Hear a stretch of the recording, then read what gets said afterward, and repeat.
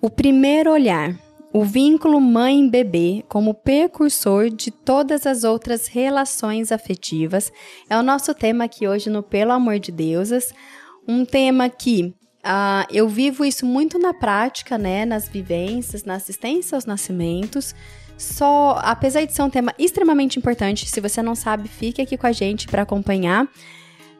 Apesar de ser extremamente importante, quase não se dão o valor necessário a esse momento, né? E como isso pode repercutir, e a gente sabe que repercute na relação e na vida adulta dessa criança, né?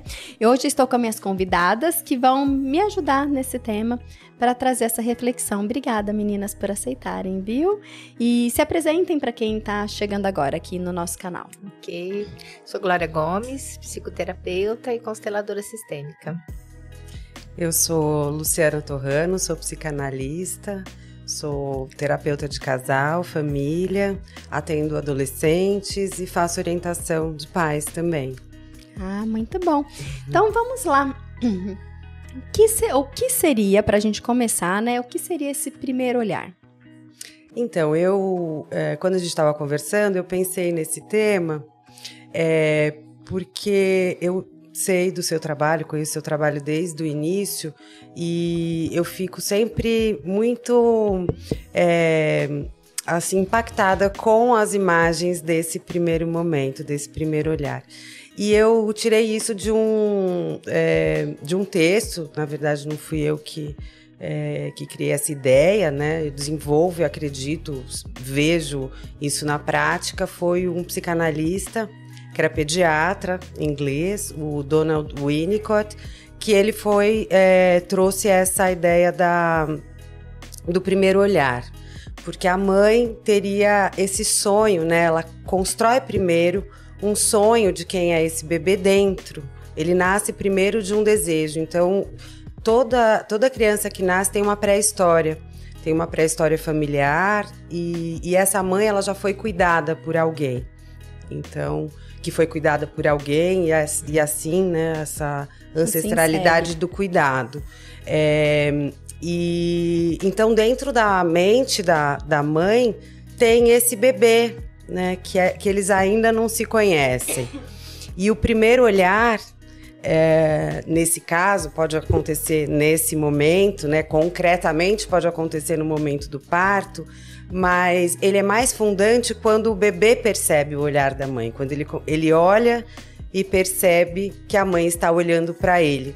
Porque o bebê não nasce com um aparelho psíquico formado, ele vai construir esse aparelho psíquico, né?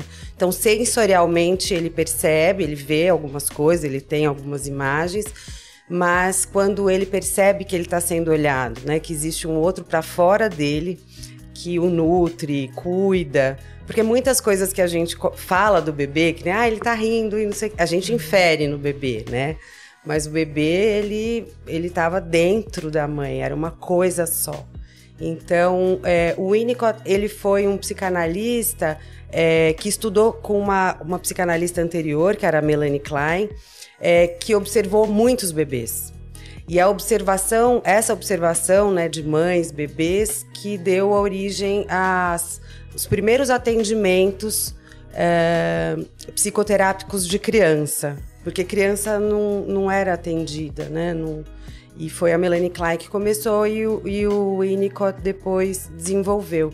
E esse texto, né, que ele escreveu várias coisas a respeito disso, mas especificamente esse texto que está num livro que chama O Brincar e a Realidade, ele está dando resposta para um outro psicanalista que escreveu também um texto belíssimo, que vai falar da criança no espelho, que a criança se apaixona pela imagem dela no espelho, porque ela não tem uma imagem formada, ela se sente fragmentada, né, a sensorialidade. E que o espelho integra, e ela fica apaixonada por esse olhar, e que é o Lacan que escreveu esse texto. E aí ele escreve, em resposta a esse texto do Jacques Lacan, ele escreve esse texto no Brincar e a Realidade para dizer que o precursor, né, então, do espelho na criança, eu fiz uma troca aí, seria o olhar da mãe. Então, quer dizer, a criança se percebe integrada como existindo primeiro no olhar da mãe. É muito interessante você tá falando isso, Lu. E ontem, né, nessa semana eu fiquei doente e a Maria, minha filha, ficou doente também. E aí eu desmarquei tudo que eu tinha e fiquei cuidando dela. E a gente fez bolo e chá e ficamos lendo livro, porque a gente mudou de casa e estamos sem televisão. Então, geralmente quando fica doente fica muito na TV, né? Então a gente teve que inventar outras coisas. E aí ela virou pra mim e falou assim: mamãe, por que eu confio em você? Né? Ela falou assim: e por que você me ama? Aí umas perguntas, né? Eu falei: mamãe ama porque é um sentimento, é mais forte que eu não sei explicar. E por que eu te amo? E por que eu sei que eu posso confiar em você? Sabe? E ela ficou me perguntando e eu falei: meu amor, é tudo uma construção, né?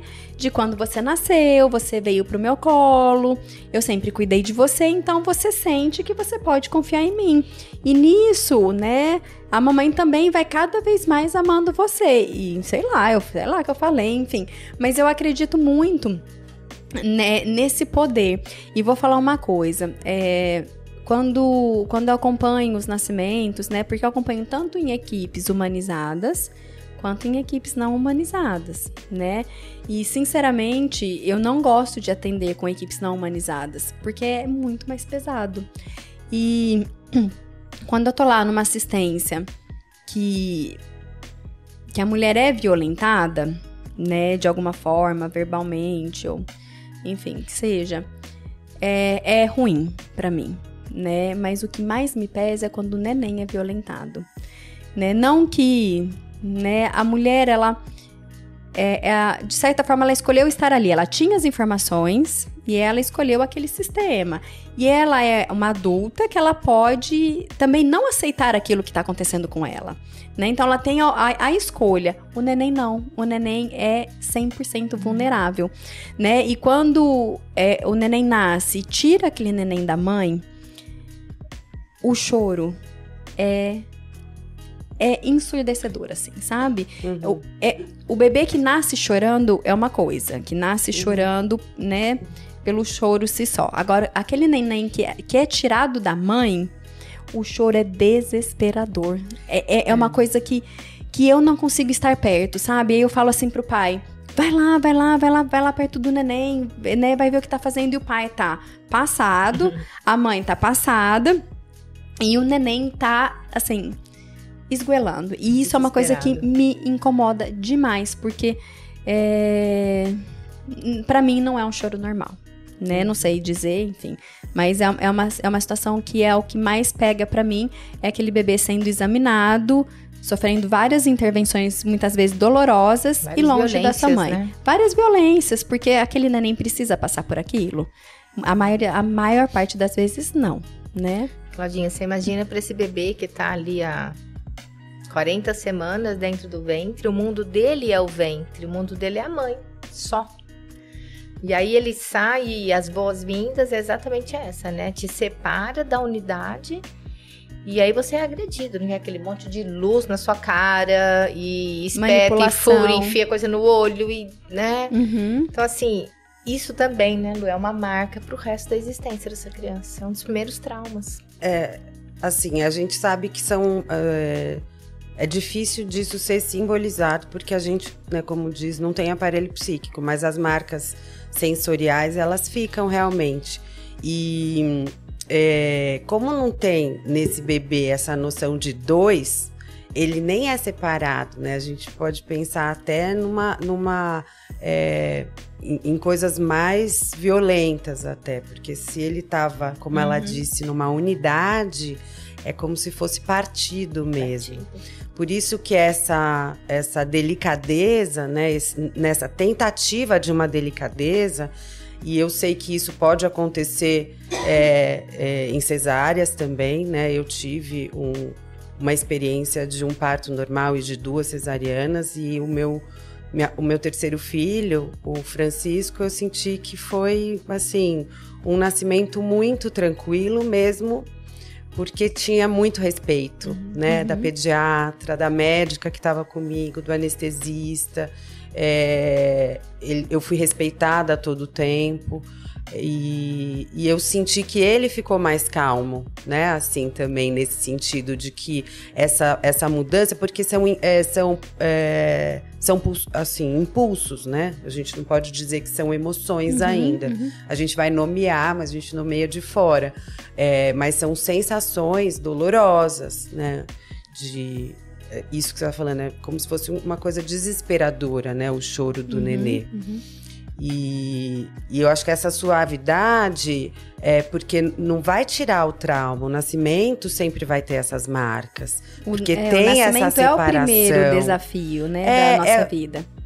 É a primeira separação, né? E pra gente se desenvolver na vida, a gente precisa de várias perdas. Né? Então, essa perda desse lugar, desse útero, é a primeira delas. Depois, a gente vai ter muitas outras.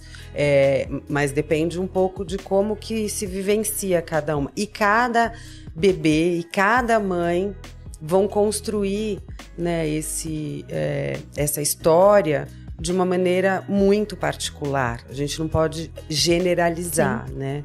Essas generalizações são como se fossem ficções, né? São formas da gente dizer como de um bebê imaginário, vamos dizer assim, de uma mãe imaginária. Mas cada história vai ser uma. E às vezes coisas que a gente olha de fora e acha que não são violentas ou que são percebidas de uma outra forma, né?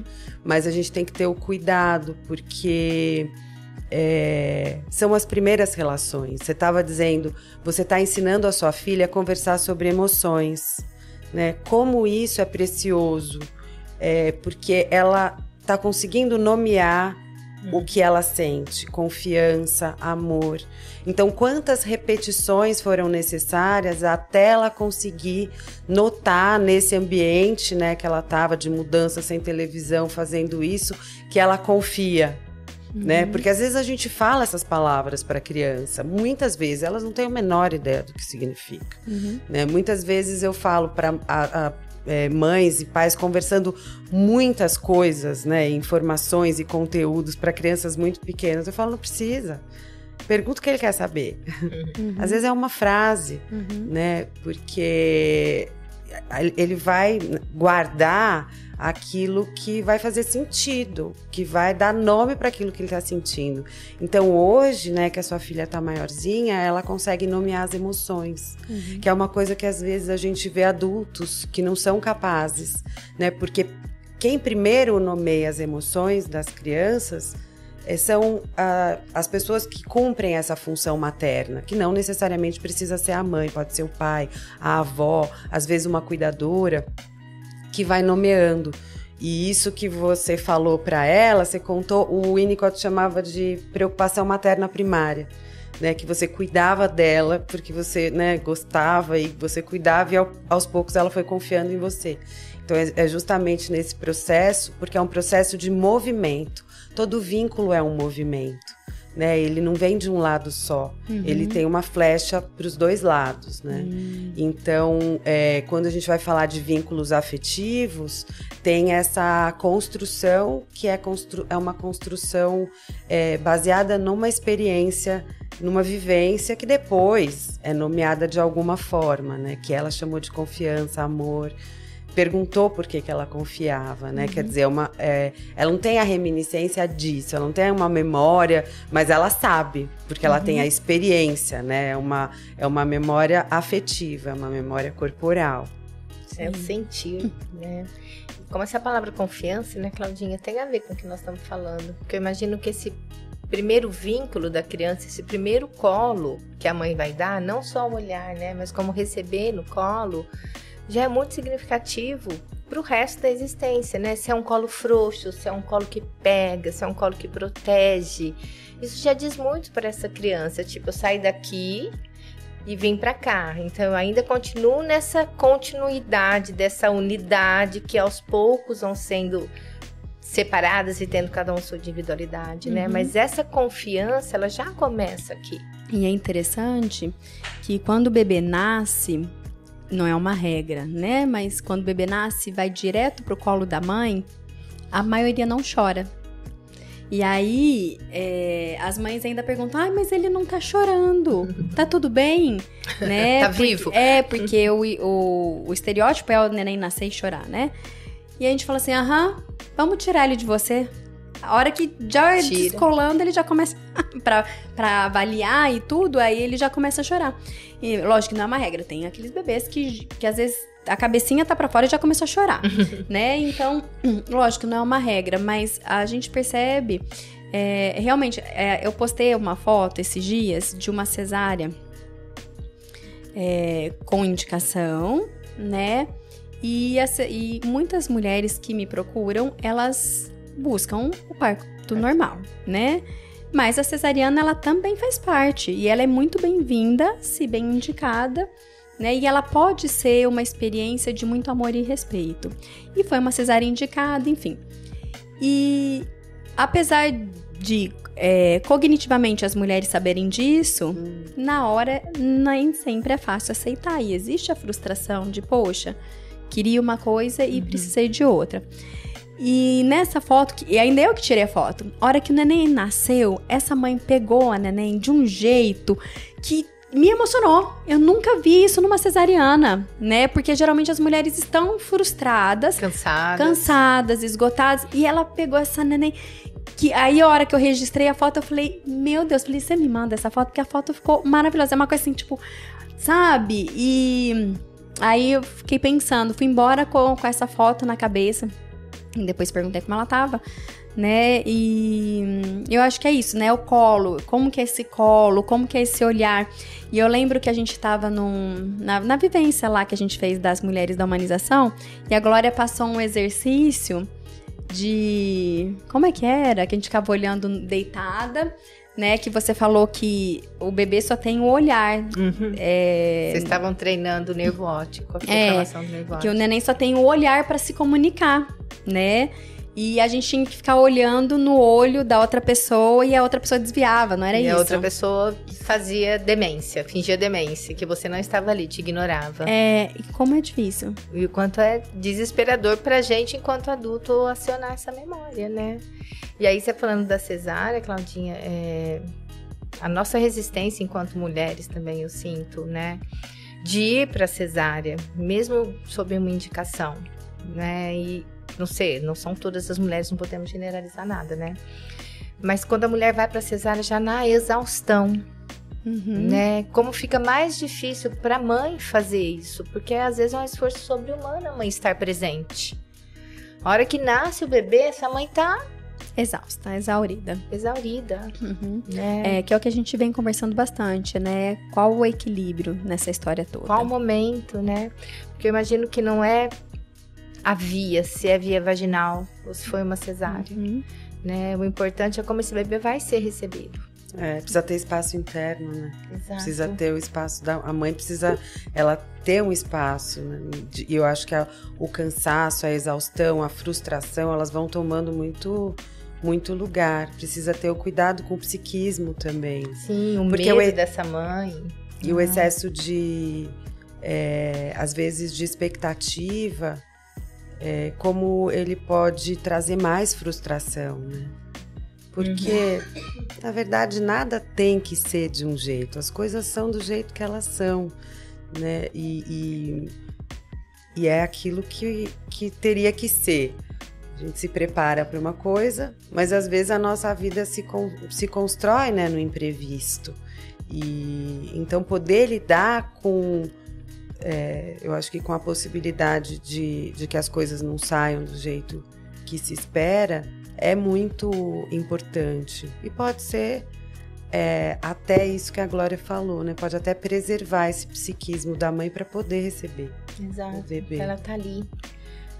Esses dias eu vi uma postagem, eu não sei quem é a pessoa, eu não sou... Como é que fala? Instagrammer? Né? Acabou aparecendo lá, acho que eu olho muito coisa de parto, assim, aí veio pra mim uma blogueira, nem é brasileira. E aí todas as fases do parto, né? E ela tá lá, e tá na borda, não sei o quê, aí de repente nasce o neném. Aí o neném tá aqui e ela tá assim. Qual foi o vínculo ali?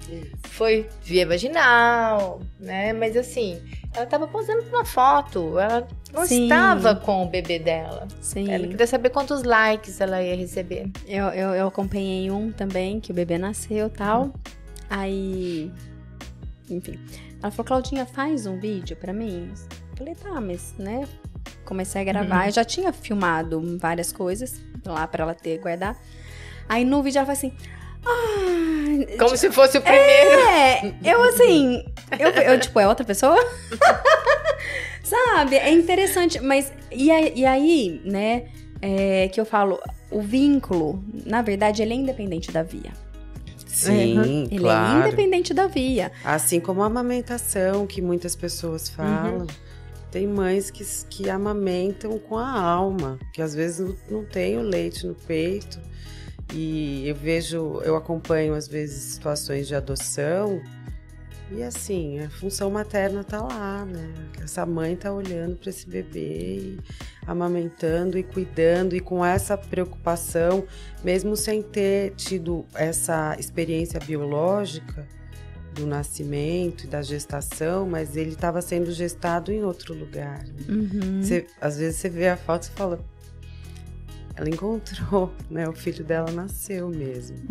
Nasceu, veio de outro lugar. Mas então o vínculo, ele tem uma construção que depende desse espaço psíquico, né? Sem dúvida. E esse primeiro olhar, na verdade, a gente bate muito na tecla da Golden Hour, né? Que é a primeira hora de vida.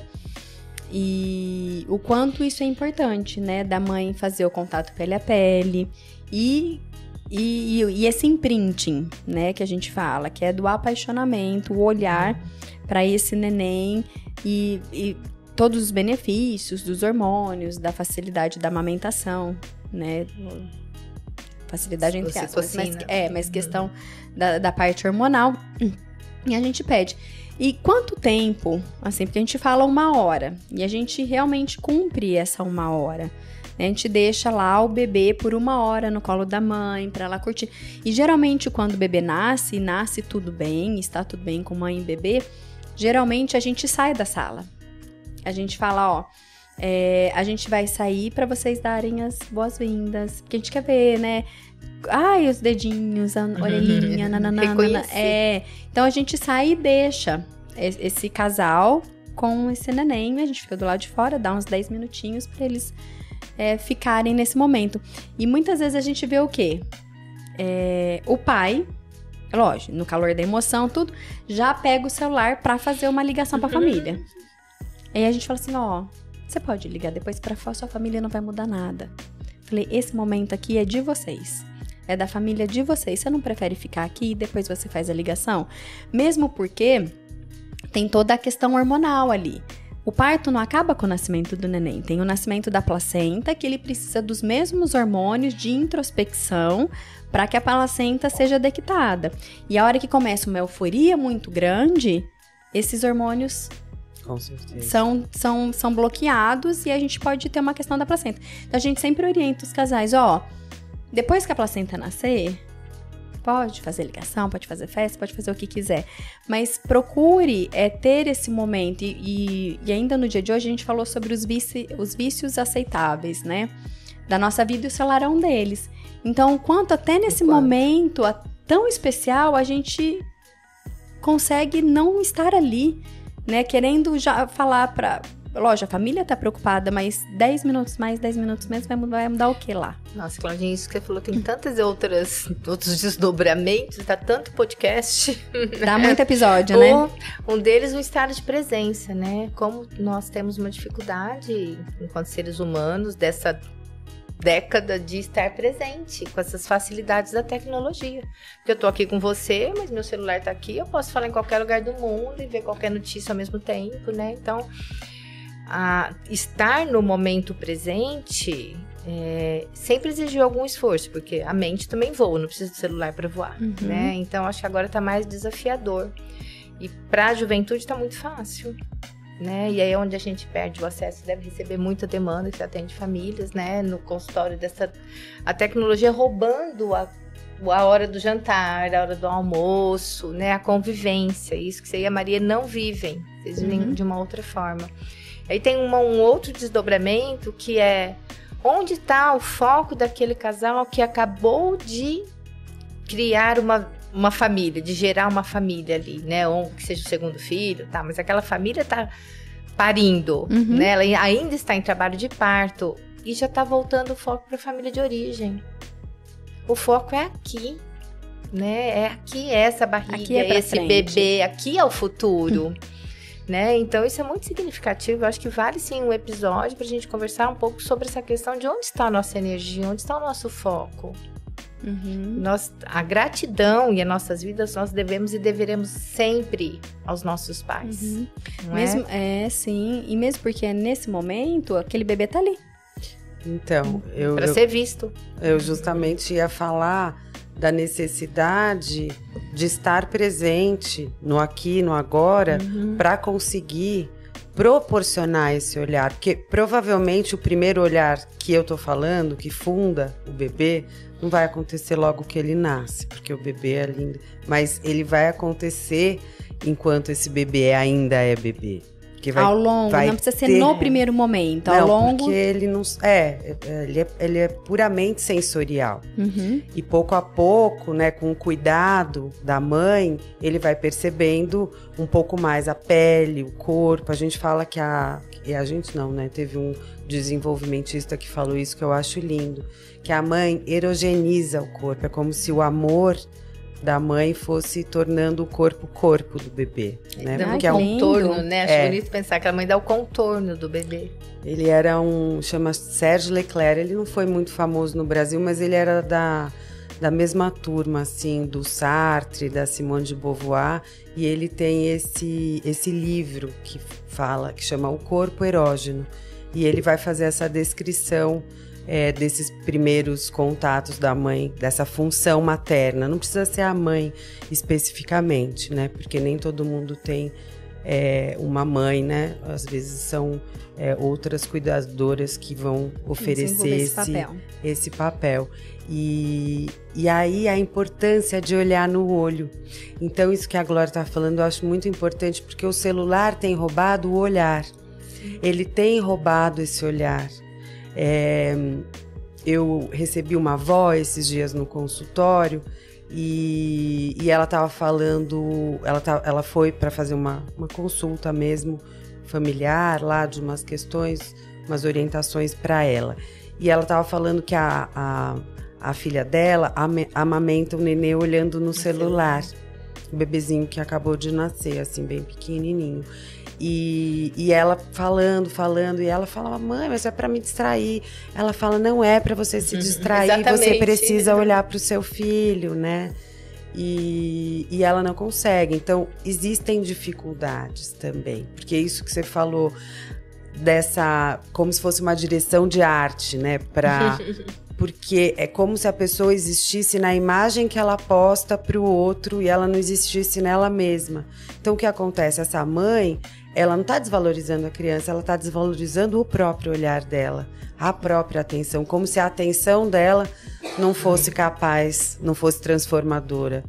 E né? Como a Glória falou, a gente deve aos nossos pais e os nossos ancestrais, não tem jeito.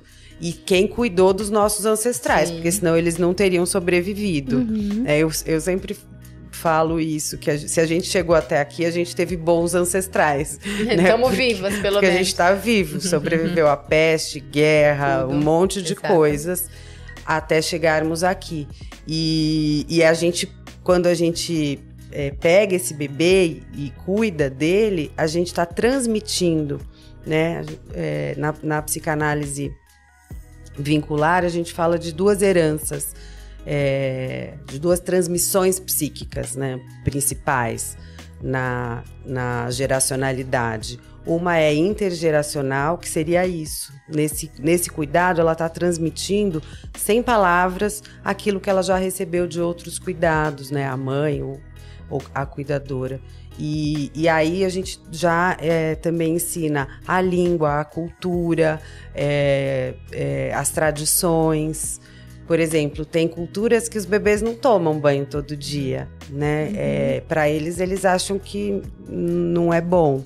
Então, mas a gente dá, é muito calor aqui.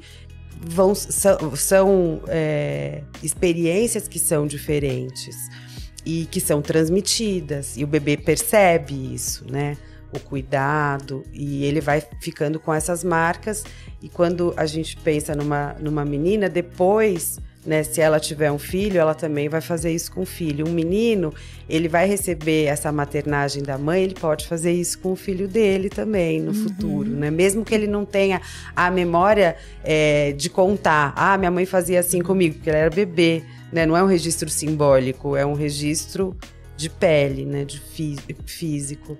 E então essa é um tipo de transmissão, e tem as outras transmissões que a gente não consegue perceber, né? Que às vezes também são transmitidas nesse contato aí, que são outras transmissões, vamos dizer assim, de níveis inconscientes, mas que trazem essas histórias, que remontam a essas histórias do passado. Às vezes a gente vê que tem crianças que fazem coisas muito parecidas com pessoas que elas nem conheceram, né? Principalmente da geração anterior aos pais, porque os pais conheceram, né? E eles transmitem isso. Então as vivências elas são prolongadas nesse sentido. As memórias estão lá. As memórias acabam ficando, são transmitidas também essas memórias. E eu lembro quando a Maria nasceu, né? Porque uma mãe, nascem os conselhos, né? De todos os lados. Eu lembro quando ela nasceu, a gente até conversou sobre isso. Conversamos sobre várias coisas, né, Lu? E um conselho que eu recebi de uma amiga minha que tinha acabado de ter neném também, ela falou assim: Claudinha, quando você amamentar, não fica olhando no olho dela, porque senão ela não dorme. Ela vai ficar muito atenta e ela não dorme. E aí, eu fiquei com isso na cabeça. Deu até uma náusea. E eu fiquei com isso na cabeça. E aí, na madrugada, que eu queria que ela dormisse, porque eu tava morrendo de sono, eu desviava, eu olhava assim, não olhava. Só que não dá. Tipo, não dá pra não olhar. Tipo, é muito viciante. Se você quer olhar, eu falo, ai, gente, não dá, deixa pra lá. Não dá pra não olhar. É hormonal. Não tem como. Você tem que fazer... É uma energia muito maior você fazer o movimento de não olhar do que você olhar. Claudinha, depende muito. É meu caso. Depende muito. Tomara que todas as mães consigam ter esse viciante nos olhos dos filhos. Aí, eu queria aproveitar, carona, do que a Lu estava falando, das construções que nós, enquanto mães ou cuidadoras, né, passamos. Com esse contorno da pele, com esse reconhecimento da criança, nós vamos construindo essa criança, construindo esse ser, né? De acordo com o que ele vai recebendo de nós, é como ele vai se sentindo diante da vida, né? A mãe é o mundo do bebê por muito tempo. E aí ela falou dessa mãe que não consegue olhar nos olhos enquanto está amamentando, e são muitas, são inúmeras, né? O que esse bebê recebe de informação? Que ele não existe, que ele não é importante, qual a visão que ele vai ter do mundo, o que ele vai receber, quais relações ele vai buscar no mundo, relações onde ele não é visto. Porque a primeira relação que ele está conhecendo é no colo da mãe, é no peito da mãe. Isso vai se repetir. Sim. E a gente toca nessas questões que a nossa época sempre vai trazendo sintomas e queixas para o consultório diferente de épocas do passado, vamos dizer, né? A gente vai vendo as queixas aparecendo. Então, os comportamentos de risco, isso que a Glória falou. Se a pessoa não se sente importante, valorizado e amado, ela não está aprendendo a cuidar da vida dela e, né, organizar isso como algo valioso. Né? Então, quando você constrói o vínculo afetivo, a criança se sente responsável, porque mais responsável, o adolescente é sempre uma crise. Mas se valoriza, né? Adolescente é sempre uma crise. A fase da adolescência pode ser um outro podcast, mas com certeza. Mas ela é uma crise em si. Um adolescente que não tem uma crise de adolescência, que passa pela adolescência sem crise, é o que a gente se preocupa mais. Sim. Né? É como uma criança que não brinca. A criança que não brinca é uma criança muito adoecida. Né? Um adolescente que não questiona, que não, né, não se rebela, ele tem alguma coisa que está acontecendo ali dentro dele que não está podendo ser vivenciado, né, nessa fase, que é uma nova, vamos dizer assim, uma nova oportunidade dele reconstruir alguns aspectos da identidade. Mas, então, voltando para essa questão do risco, às vezes a criança ela pode ficar muito agitada, né? Porque o olhar da mãe também contém. Então, eu discordo completamente de quem falou isso, porque o olhar da mãe, ele recolhe, é como ela falou, abraça. Porque você existe dentro do meu olho, né? Dentro da minha cabeça, dentro do meu coração. São continentes, assim como o útero. Né? Então, eles são espaços que vão construir. Quando a criança sente que faz parte, que ela está dentro desse espaço, não é tão angustiante mais. Ela não precisa estar dentro do útero, mas ela está dentro da mente da mãe. Ela está no olhar da mãe, né? Ela está na ela cabeça. Faz parte. Ela faz parte. E porque ela percebe o amor. Ela percebe o amor a partir do momento que ela percebe isso, né? Então, essa experiência que a gente estava falando de pertencimento da criança, ela inicia nesse olhar, que é tão importante e muitas vezes desvalorizado. Às vezes é mais importante ficar na altura da criança, olhar no rosto dela e falar algumas palavras, do que fazer grandes passeios, né? Ou dar grandes presentes. Isso é mais importante, né? Porque ela percebe que ela existe, ela percebe que ela é importante. Deixar a criança falar o que ela sente, o que ela pensa, o que ela viu. Tudo isso dá esse contorno de pertencimento que às vezes é tão desvalorizado, né? Porque a gente está numa sociedade de hiperconsumo, numa sociedade que parece que tudo que tá bom não é aqui, é no futuro, ou é na viagem, ou é em outro país, ou no carro, e não, né? Nada tem o menor sentido se não tiver o afeto, né? Tanto que, como eu estava dizendo, as patologias da nossa época, o que aparece no consultório, tem muito a ver com tudo isso. Às vezes a gente vê pessoas assim, com muitas coisas e muito infelizes e vazias. Porque é o afeto que constrói. E pessoas muito felizes com, né, o básico, vamos dizer. Não precisa ser pouco nem muito, mas com o suficiente.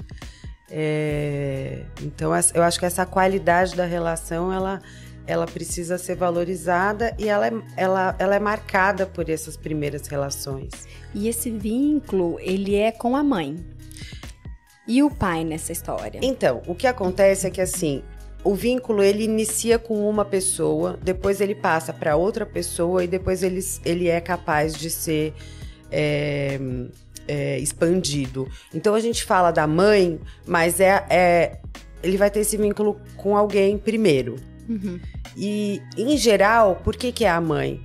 Pelo útero, pela amamentação, porque a criança, muito provavelmente, o primeiro estímulo, além do parto, que ela sente, né, a primeira sensação é dolorosa, que é a fome, em geral. Porque dentro do útero ela tá nutrida, ela tem tudo. A gente às vezes a gente vê a criança soluçando, chutando e tudo, mas em geral, numa gravidez, né, sem privação, ela não tem privação. Tá tudo nutrido, tá tudo, assim, mantido para ela. Não tem frio. Não tem frio, não tem, tá tudo ali. Quando ela nasce, a primeira sensação vai ser dolorosa, né, que vai ser a fome. E ela vai ser, então, amamentada, o leite vai entrar ali. E aí, quando ela chorar de novo, ela vai esperar de alguma forma. Essa é a primeira, vão sendo as primeiras modulações com o ambiente, mas ela não tem noção de que existe o outro. Ela tem noção que existe uma coisa dentro dela que dói. E que depois vem uma coisa... Fica gostoso. E fica gostoso, mas não tem noção de dentro e fora, né? Depois, quando funda esse primeiro olhar, que ela se vê no olhar da mãe, que eu digo, que é um pouquinho mais velha, já, né, alguns meses, ela tem essa noção de dois, que são duas pessoas, que tem ela e tem o fora. Ela começa a ter essa repercussão, assim, essa noção do dentro e fora. Mais pra frente que ela vai ver que tem algo que priva ela da mãe, que tem algo pra fora da mãe. Então, não necessariamente é o pai, né? Mas são as pessoas que estão em volta. Logicamente, se o pai é presente, pega essa criança sempre e tudo mais, ela vai ter essa mesma percepção. E muitas vezes o pai alimenta, troca, dá banho. Então, essa noção de dois, ela pode acontecer ali, tanto com o pai como com a mãe. Mas ela se sente superior, né? A criança, ela é a sua majestade, o bebê. Ela precisa dessa onipotência até para suportar a precariedade dela, né? O tanto que ela é dependente. Então, essa noção de terceiro, ela depende de um desenvolvimento, inclusive neurológico da criança. Perceber que tem essa triangulação. É uma coisa que o Freud criou, esse conceito do complexo de Édipo, muito mais baseado na antropologia, né, em estudos que ele fez, mas hoje a neurologia, os estudos que a gente tem, a gente sabe que realmente, né, o cérebro da criança vai se desenvolvendo e ela é capaz de aumentar, né, ampliar essas percepções do ambiente, e aí vão nascendo essas outras relações. A natureza é tão sábia, né, que é sobre a mãe mesmo, porque é dentro da mãe que gera, né, e saindo da mãe, vindo pro colo da mãe, vindo pro seio da mãe, sendo nutrido pela mãe, é que onde ele vai se sentindo nessa completude, né, para depois ter outros aspectos a serem acrescentados, né? E eu vejo que tudo que essa criança constrói nesse colo, de preferência de uma mãe, né? Nós estamos falando aqui de uma maneira mais natural possível, né? É a impressão que ele vai ter do mundo depois, né? Minha linha é Reich, né? E segundo Reich, todas as impressões, todas as construções do mundo são baseadas no que a mãe passa para a criança. Ele fala que é fundamental os primeiros 10 dias de vida. Desse grande vínculo para a criança se sentir existindo. Primeiros 10 dias eu tava no fundo do poço. E aí as crianças que vão para uma UTI, que já são, né, que passam por essa separação. Não, o quanto essas mães vão precisar de mais presença ainda para suprir. Hoje a UTI pode ficar, né? Parece que, mas antigamente não. A mãe ia embora, né? Fora a dor que essa mãe sentiria, né? Sim. Então, eu acho que faz muito sentido pensar que essa criança, o que a mãe passa para ela em matéria de construção, de autoestima e de como ela vai se relacionar com o resto do mundo todo, começa ali, no colo da mãe. Você estava falando, eu trabalhei muitos anos em hospital, e, né, como psicóloga hospitalar, e teve uma situação que ficou marcada, assim, na minha... eu sempre lembro dessa mãe, porque foi lá que eu descobri que não tinha nada a ver a capacidade de maternar, a maternagem, com a idade da mulher e com qualquer outra coisa, assim...